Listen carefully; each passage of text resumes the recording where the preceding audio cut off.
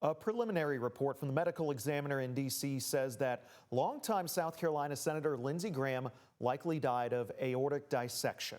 Graham had just returned to Washington from a trip over to Ukraine.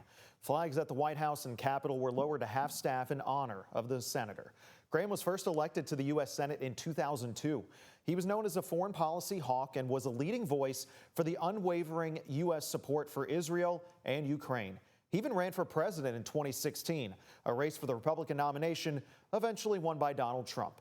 Junior U.S. Senator Tim Scott from South Carolina paid tribute to his late colleague on CBS's Face the Nation earlier today.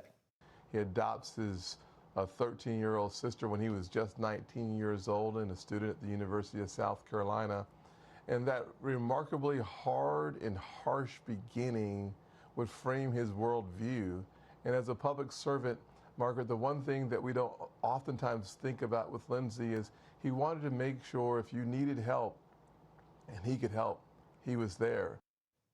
Graham's latest trip to Ukraine was part of a push for a bipartisan bill that would place heavy sanctions on Russia.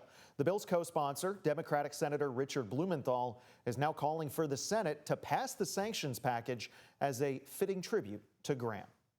And here in Kentucky, Republican Senate nominee Andy Barr posted on social media in tribute to the late senator, saying, quote, "Senator Graham was a champion for our military and America's leadership in the world. I urge all Kentuckians to join me in praying for Senator Graham's family and the state of South Carolina." Democratic candidate for Senate Charles Booker also sent us a statement reading, quote, "The news of Senator Lindsey Graham's passing is a shocking and solemn reminder of just how fleeting life is. But in this moment of grief, we recognize the life of a public servant who undoubtedly had great impact in our country and globally," end quote.